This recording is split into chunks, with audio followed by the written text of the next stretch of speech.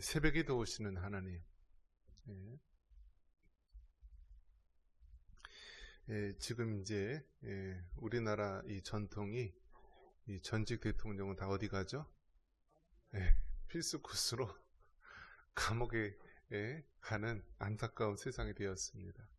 우리나라 역사가요, 이 좌우가 늘 대립했어요. 그래서 이 우리나라는 좀 균형 감각이 없고 극단으로 치닫는 형상이 있어서요, 이 상대편을 그냥 씨를 말립니다. 씨를 말려요.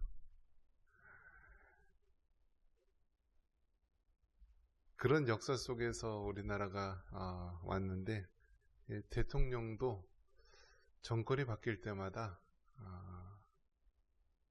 이제 감옥에 갑니다. 감옥에 가는 경우가 많이 있고 참 비참한 역사입니다.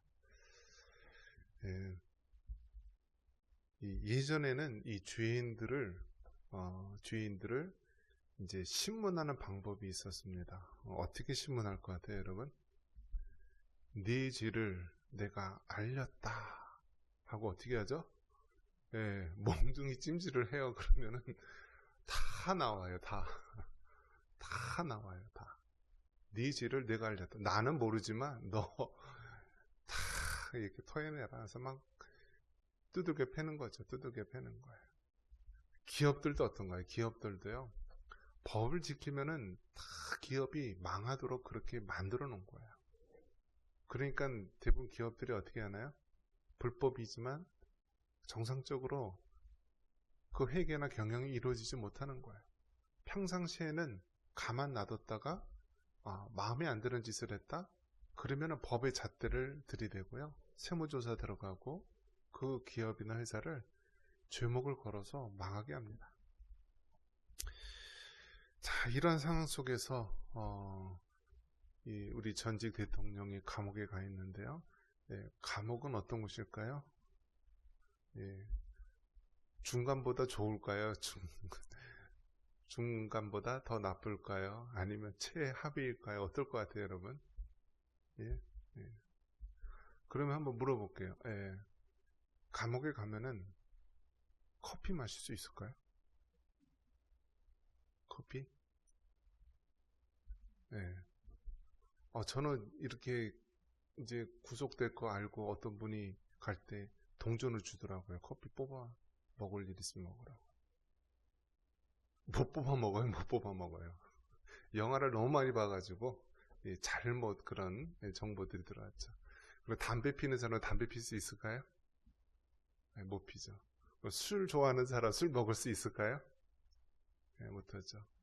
자, 그러면 이 감옥 안에 그러면 나는 혼자 쓰고 싶어. 그래서 독방 쓰고 싶다고 독방 쓸까요? 못 쓰죠. 다 도둑놈들 한 10명, 10명 한 방에 하죠.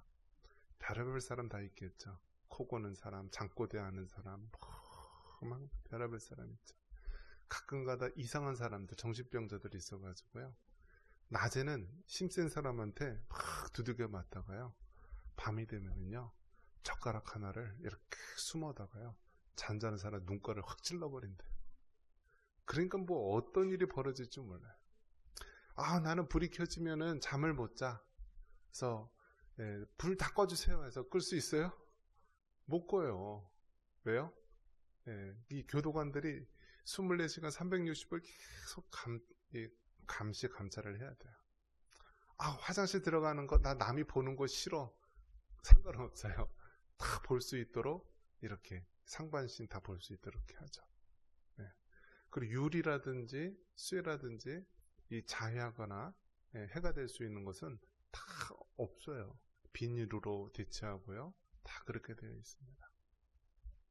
끈 같은 거 주면은 사람들이 자살할까봐. 우리나라 사람들은 주로 어떻게 죽죠?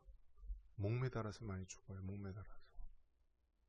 그런데 신기한 게 여러분, 높은 곳에만 목매달아서 죽을 것 같지만요, 그냥 앉아서도 목매달아서 죽을 수가 있대요. 앉아서도. 그러니까 이 목매달아 죽으려면 뭐가 필요해요? 끈 종류가 필요하잖아요.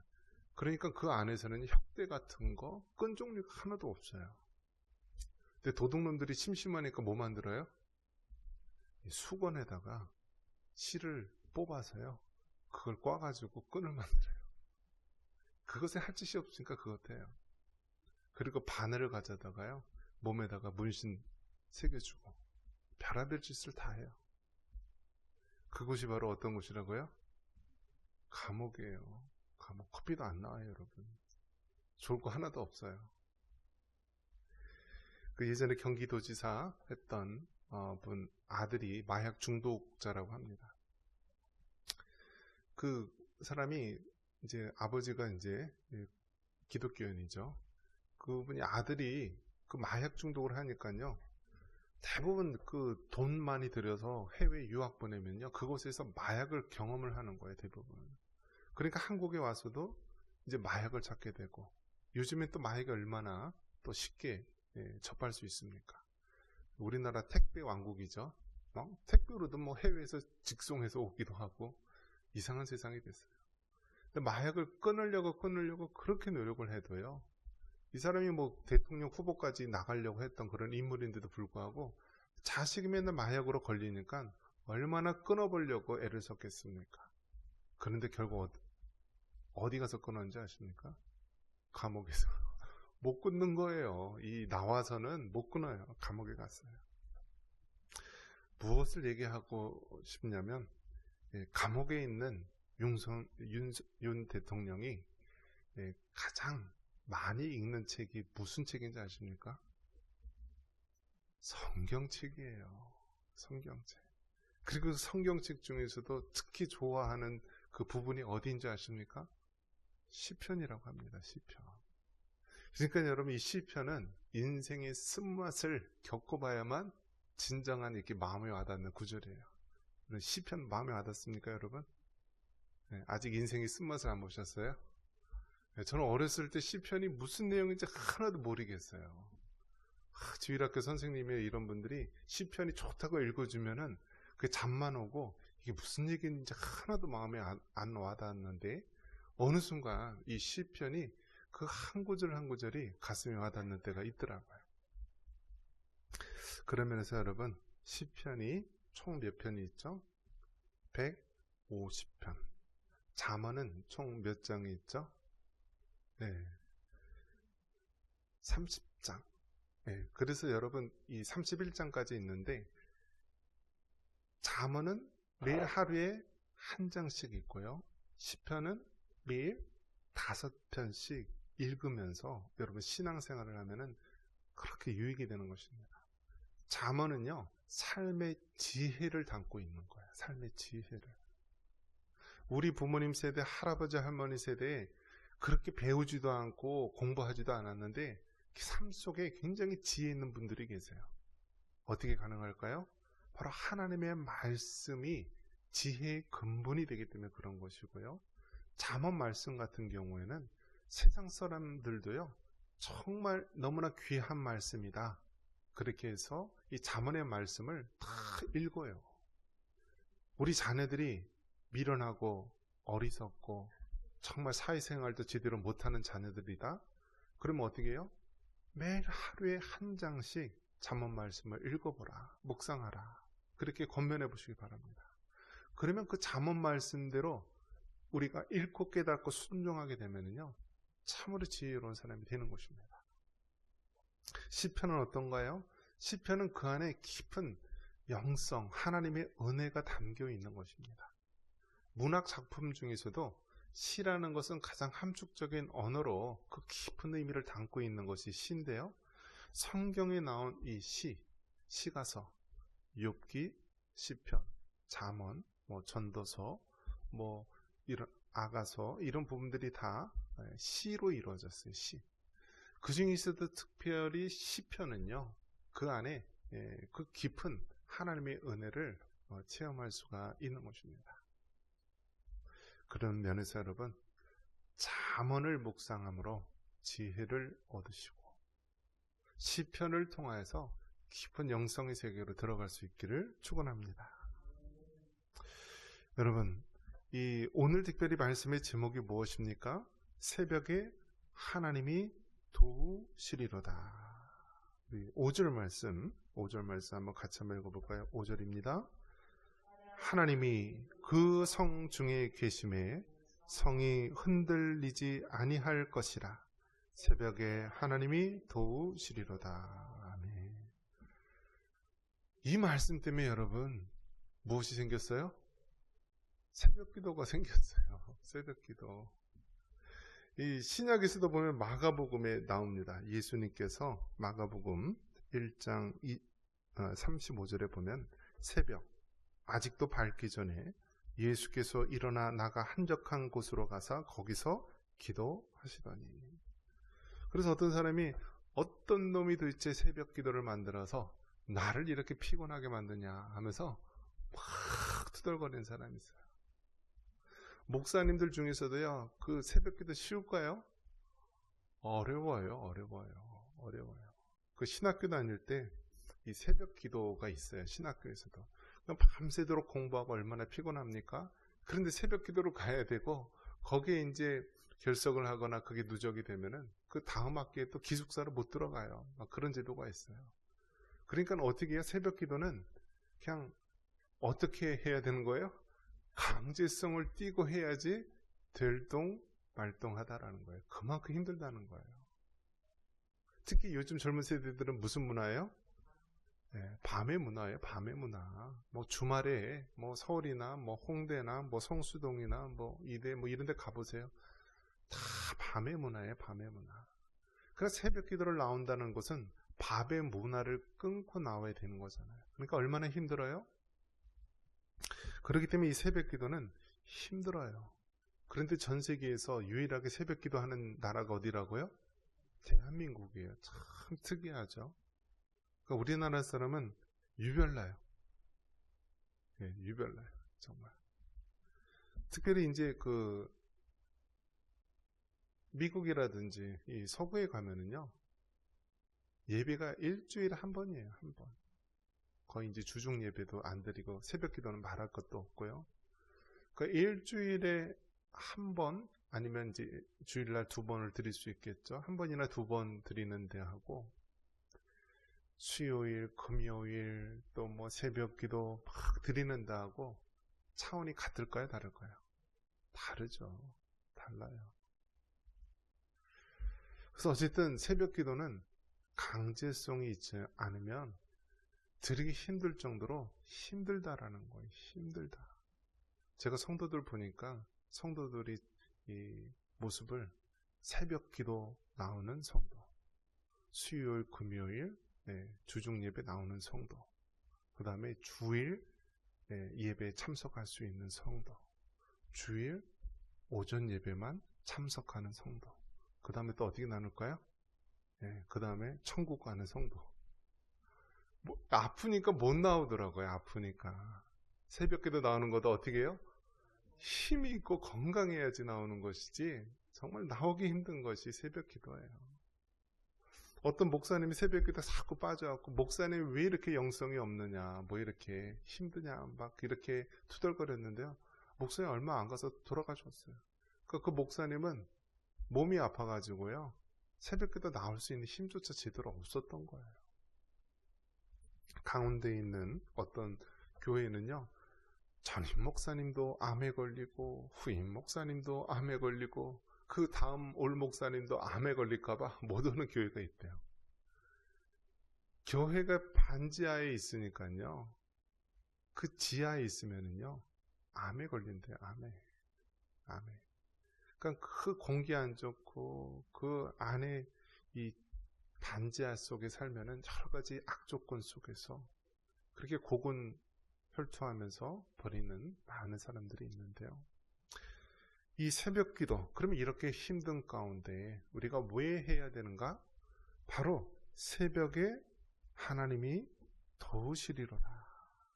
또 우리 예수님께서도 새벽, 미명이 밝기 전에 예수님께서 나가셔서 기도하셨다. 그렇기 때문에 새벽 기도는 목사가 만든 거예요? 예수님 만든 거예요? 성경에 이미 나와 있어요. 성경에. 이미 구약에서도 새벽에 하나님이 도우시기 때문에 정말 어렵고 힘든 가운데 새벽에 도우시는 그 하나님 바라보면서 그렇게 기도했고요. 예수님도 이 땅에 33년의 공생애를 사셨는데 그 마지막 공생애 사실 때 그 새벽 미명이 밝기 전에 나가셔서 기도하시는 거예요. 그러면 예수님이 하나님이신데 무엇이 부족해서 나가서 기도했습니까? 우리의 기도의 삶의 본을 보여주기 위해서 기도하신 것입니다. 우리나라 지금 상황이 어떻습니까? 정말 우리나라는 점점 기도가 무너지는 그런 상황 속에 살고 있습니다. 기도가 무너지는 상황 속에 살고 있어요. 예전에 우리 그 어르신들 보면은요, 정말 기도를 정말 끊임없이 하셨던 그런 기도의 저력이 있던 그런 분들이죠. 근데 그 기성세대들, 참 믿음의 그 선진들이 한 분, 두 분 사라지면서요, 점점 기도하는 그 영성이 사라져가고 있는 것입니다. 그러한 가운데 우리가 다시 한번 이 기도의 영성을 회복해야 될 줄 믿습니다. 지금 우리나라가 처한 현실이 어떻습니까? 마치 조선시대가 멸망하기 전 그 시대 상황과 비슷합니다. 그 당시 흥선대원군, 고종의 아버지였죠. 흥선대원군이 펼친 게 무엇이었습니까? 그 쇄국정책을 펼치지 않았습니까? 쇄국정책. 그러면서 시장의 문을 꽁꽁 닫고 우리만 이렇게 잘 살면 된다 하면서 그렇게 했는데 결국 우리나라가 그 모든 기회를 다 놓치게 되고요. 결국 일본의 식민지를 당하고 우리나라가 서구 열강들의 그러한 패권 속에서 처절하게 패배를 경험하지 않았습니까? 고종은 난리가 났을 때 아간파천이라고 해서 러시아로 대피를 했습니다. 이를 본 미국은요, 일본이 한국, 조선을 접수하는데요, 침묵했어요. 왜냐? 한 나라의 지도자가 잘못된 선택을 하고 러시아로 도망갔기 때문에 더 이상 조선이라는 나라를 지지해 줄 수가 없었던 것이죠. 지금 우리나라 어떻습니까? 우리나라 지도자가 정말 올바른 선택을 해야 되는데요, 우리가 줄을 잘못 서면은요, 아직 우리나라는 망할 수밖에 없어요. 우리나라가 10대 경제대국이다, 또 5대 군사력을 가지고 있다, 그거 아무 소용이 없어요. 왜 그래요? 주변에 1, 2, 3, 4등이 다 우리 주변에 있기 때문에 우리는 그 사이에서 아직도 한순간의 잘못된 선택으로 어려움에 처할 수밖에 없습니다. 우리나라 자원이 뭐가 있습니까? 정말 아무런 자본이 없어서요, 정말 오로지 사람이 자원이었고 공부를 시켰고, 그리고 정말 기술을 해서 반도체, 자동차, 여러가지 철강, 조선 이런 걸 통하여서 수출로 먹여 살렸던 우리나라 민족이 아닙니까? 그런데 지금 어떻습니까? 그 지도자들이 잘못된 선택을 해서요, 기업들이 그 좋은 직장, 그 좋은 회사들을요, 한국에서 짓지 않고 다 외국으로 지을 수밖에 없는 그런 구조로 만들고 있습니다. 가뜩이나 이제 저출산으로 인하여서 자녀들이 적고요, 가만히 놔둬도 이제는 초등학교, 중고등학교 모든 것들이 다 망하고 없어집니다. 이제 군대도 군인이 없고요, 대기업들도 운영하려면 그 일할 수 있는 젊은이들이 없어서 다 이제는 줄줄이 해외로 가든지 망하는 추세입니다. 그런데 이러한 상황 가운데서 그 일부 몰지각한 정치인들은 자신의 권력을 유지하기 위해서 정말 나라가 망하고 경제가 망하고 이 사회가 어려운 가운데 처해 있음에도 불구하고요, 전혀 그러한 일들을 하지 않는 오미한 상황을 이끌고 있다라는 사실입니다. 어떻게 여러분은 하겠습니까? 어떻게 이 상황을 우리가 타개할 수 있겠습니까? 먼저 믿는 그리스도인들이 하나님 앞에 기도해야 될 줄 믿습니다. 여러분, 이걸 막을 수 있는 것이요, 우리 믿음의 그리스도인들, 이 땅에 있는 교회들이 하나님 앞에 기도하고 깨어 있어야만 이 어려움을 헤쳐나갈 수가 있는 거예요. 이제는 극단적 개인주의, 이기주의 사회이기 때문에 자기에게 직접적인 해가 있지 않는 한 사람들이 다 방관자이고요, 강 건너 불구경하듯이 하는 시대가 된 것입니다.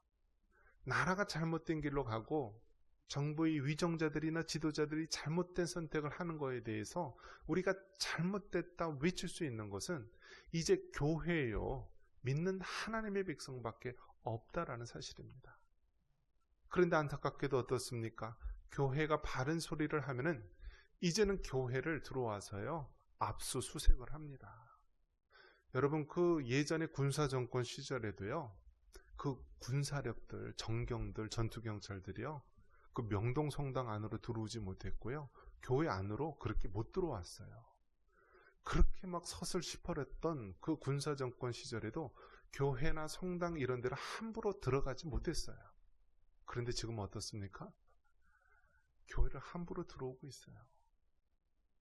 이젠 교회에서 다 모든 거 다 압수하고요, 담임 목사 집까지 가서 다 뒤집어 보고요, 세계 최대의 교회라고 하는 그 여의도 순복음교회 그 자택까지 압수하고, 그 이영훈 목사님 사모님이 전화를 걸어서, 남편에게 전화를 걸어서 또 변호사 도움을 받으려고 했는데요, 그것까지 저지하고 핸드폰이나 이 모든 것까지도요 다 압수해가고. 그러니까 여러분, 지금 이 시대가 미국 대통령이 말하지 않았습니까? 너희 한국이란 땅에 무슨 일이 벌어지고 있느냐? 왜 교회를 탄압하느냐? 탄압이 다른 것이 아니라 우리가 하나님의 말씀을 믿고 그 말씀대로 살아가고 그 말씀대로 선포하는 것을 막고자 하는 것이 바로 탄압입니다. 왜 교회를 압수수색하고, 왜 목사, 올바른 얘기를 하는 목사를 왜 구속을 하고 감옥에 집어넣습니까? 이러한 개탄스러운 상황을 보면서 우리 믿음의 그리스도인들이 하나님 앞에 기도해야 합니다. 저 북한 땅, 우리보다 더 믿음이 좋았던 땅입니다. 우리가 속한 총신대학교, 장신대학교, 그 뿌리가 평양에 있는 장로의 신학교였습니다. 1907년 평양 대부흥이 일어났던 곳이 지금 어디 있습니까? 저 북한, 김일성, 김정일, 태양궁 궁전이 바로 그 교회를 무너뜨리고 그 위에 세우지 않았습니까? 정말 저 북한, 한순간 김일성과 그 앞잡이 노릇하는 그 기독교 열맹으로 인하여서 북한의 기독교가 그렇게 박해받고 전 세계에서 가장 탄압받는 나라가 되었듯이요, 우리 남한이 다시 한번 정신 차리고 기도하지 않으면 우리도 이 마지막 때에 큰 어려움이 있을 것입니다. 일본은 5,500억 불을 미국의